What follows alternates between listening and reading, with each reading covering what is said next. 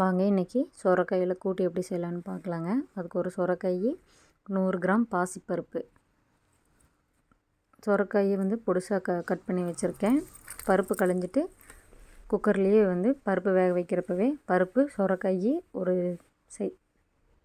ஒரு பெரிய வெங்காயம் பொடிசாக கட் பண்ணியிருக்கேன், 10 பல் பூண்டு, தேவையான அளவு உப்பு, 1/2 ஸ்பூன் மஞ்சத்தூள், 2 தக்காளி பழம் பொடிசாக கட் பண்ணி சேர்த்துக்கணும், ஒரு 4 பச்சை மிளகா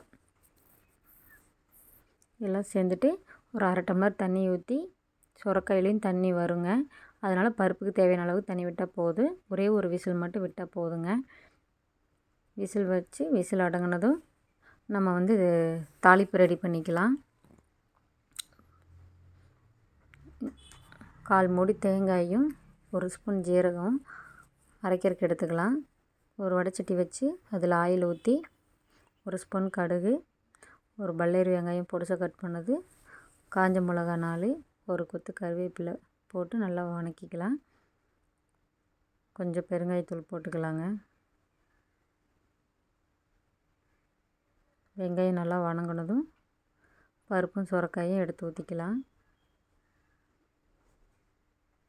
இதை நல்லா ஒரு கிளறி விட்டுக்கலாங்க. இப்போ 1/2 ஸ்பூன் சாம்பார் தூள் போடலாங்க. சாம்பார் தூள் போட்டால் கொஞ்சம் டேஸ்ட் இன்னும் கொஞ்சம் அதிகமாக இருக்கும், அதுக்காக போடுறதான். இல்லை சாம்பார் பொடி வேண்டான்னா நீங்கள் போட வேணாம். இப்போ அரைச்ச தேங்காயும் சீரகத்தையும் சேர்த்திக்கிட்டு ஒரே ஒரு நிமிஷம் மட்டும் அடுப்பில் இருந்தால் போதுங்க. அப்படியே காய்க்கு தேவையான அளவுக்கு உப்பு போட்டேன். இப்போ உப்பு கொஞ்சம் கம்மியாக இருக்குது. இந்த ஸ்டேஜில் உப்பு பார்த்துட்டு உப்பு பத்தலைன்னா சேர்த்துக்கிங்க. எனக்கு கொஞ்சம் உப்பு பத்தலை, அதனால் நான் போட்டிருக்கேன்.